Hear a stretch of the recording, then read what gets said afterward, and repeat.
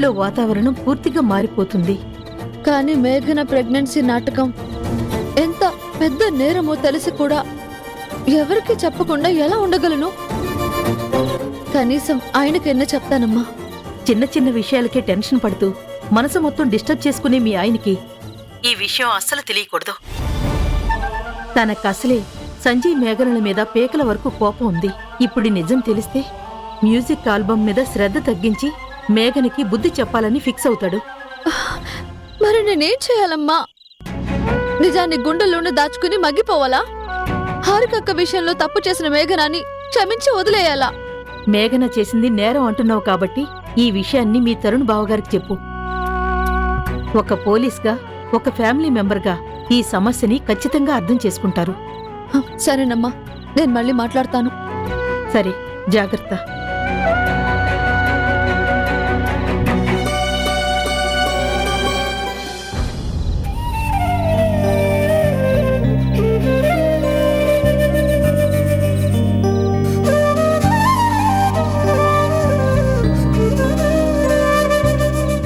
ఏమైంది?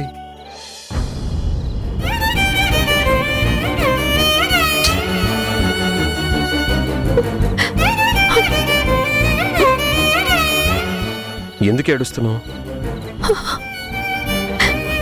మేఘన అక్కని, హారిక అక్కని ట్రీట్ చేసిన గైనిక్ డాక్టర్ శ్రీవాణి గారికి యాక్సిడెంట్ అయింది. తలంతా రక్తంతో రోడ్డు మీద పడుంటే నేనే హాస్పిటల్కి తీసుకెళ్లాను. పాపం, తన కండిషన్ చాలా క్రిటికల్గా ఉందండి.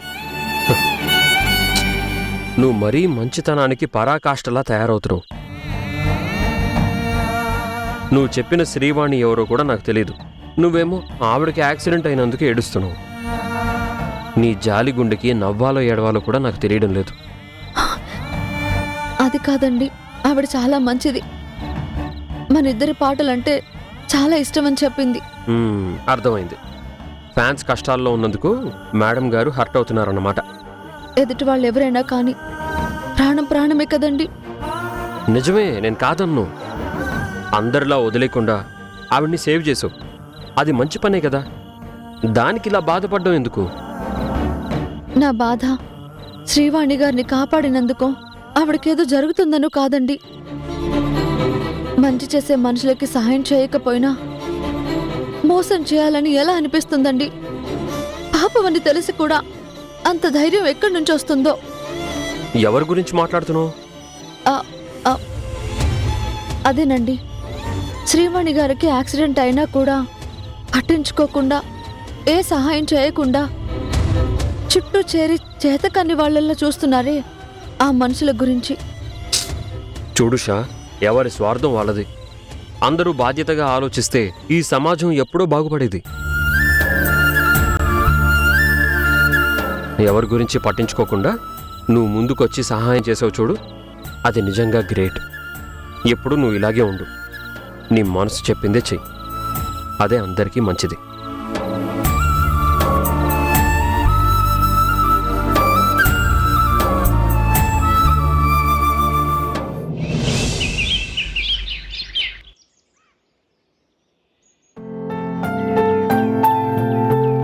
తరుణ్, శ్రీవాణి కండిషన్ ఎలా ఉందో తెలిసిందా? ఇంకా క్రిటికల్ గానే ఉన్నారంట.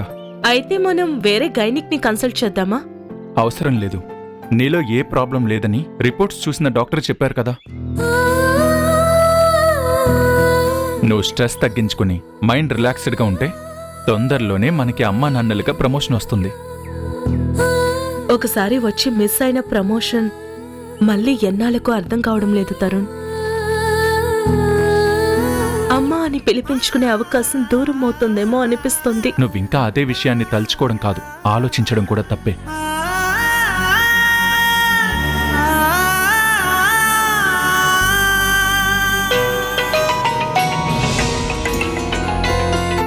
చెప్పు ఉషా. అక్క, బావగారు లేరా? ఉన్నారు. ఏ నాతో మాట్లాడవా? అబ్బే, అలా ఏం లేదక్క. సరదాగా అన్నానులే. ఏంటి ఉదయాన్నే ఫోన్ చేసావు? ఏదైనా ప్రాబ్లమా? ప్రాబ్లం అని కాదు, ఒకసారి బావగారితో మాట్లాడాలని కాల్ చేశాను. తరుణ్, ఉషా నీతోనే ఏదో పర్సనల్ గా మాట్లాడుతుందంట. నాతో పర్సనల్ ఏముంటుంది? చెప్పు ఉషా. మా ఆవిడేదో పర్సనల్ అంటుంది. కిరణ్ ఏమైనా ఎక్స్టెల్ చేస్తున్నాడా? కంప్లైంట్ ఇవ్వడానికి కాల్ చేసావా? లేదు బావగారు, ఆయన మీద నాకే కంప్లైంట్స్ లేవు. హ్మ్, హాస్పిటల్లో శ్రీవాణి గారు ఒక విషయం చెప్పారు, దాని గురించే మాట్లాడాలి. ఏంటది? ఇలా ఫోన్లో కాదు, డైరెక్ట్గా మాట్లాడాలి. నేను చెప్పబోయే నిజం మన మధ్య ఉండాలి. ఎవరూ వినకూడదు, ఎవరికీ తెలియకూడదు. దయచేసి మీరింటికి రాగలరా? సరే, ఇప్పుడే బయలుదేరుతున్నాను. ఏమైంది తరుణ్? విషయం చెప్పలేదు. ఏదో సమస్యలో ఉందనుకుంటా. ఇంటికి రమ్మని చెప్పింది. ఇంటికా? అదేదో ఫోన్లో చెప్పొచ్చు కదా. నాతో మాట్లాడకుండా మీకు కూడా చెప్పకుండా ఇంటికి రమ్మనడం ఏంటి? దానికి ఆన్సర్ చెప్పాలంటే నేను ముందు ఉషా వాళ్ళ ఇంటికి వెళ్ళాలి. హ్మ్, బాయ్. అన్నయ్య, అన్నయ్య,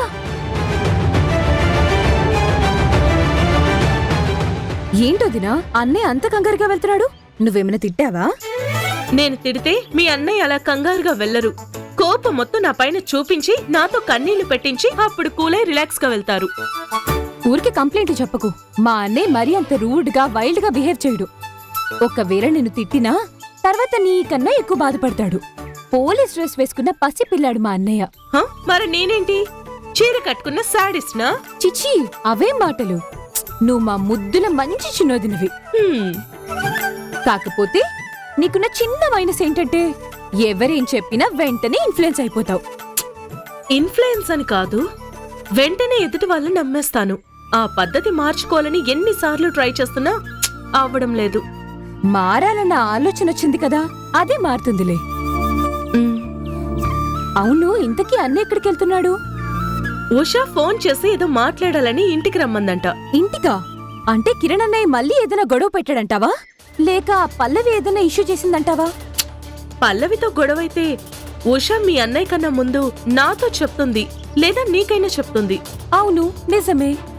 ఉషా మీ అన్నయ్య నెంబర్కి కాల్ చేసి కేవలం మీ అన్నయ్యతోనే మాట్లాడతానని చెప్పింది.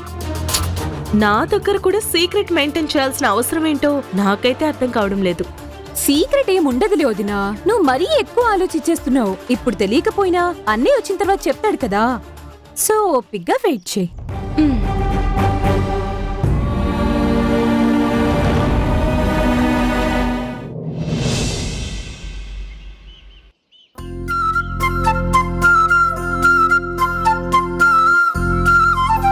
ఉషా, బావగారు, కిరణ్ లేడమ్మా? ఆయన ఆల్బమ్ డిస్కషన్ కి వెళ్లారు. మీరు వస్తున్నట్టు హారికక్కకి ఏం చెప్పలేదు కదా? అంటే ఏదో ముఖ్యమైన విషయం మాట్లాడడానికి ఇంటికి రమ్మని చెప్పిందని చెప్పాను. అంటే మీరు ఇక్కడికి వస్తున్నట్టు అక్కకు తెలుసా? తెలుసు. అది కూడా చెప్పకుండా ఉండాల్సింది బావగారు. ఎందుకు ఇలా మాట్లాడుతున్నావు? అంత సీక్రెట్గా చెప్పాల్సిన విషయం ఏంటి? మేఘన అక్క ప్రెగ్నెంట్ అవ్వడం, హారిక అక్క ఇచ్చిన టాబ్లెట్స్ వల్ల అబార్షన్ అవ్వడం అంత అబద్ధం బావగారు. మేఘన డైరెక్షన్లో శ్రీవాణి ఆడిన నాటకం అదంతా.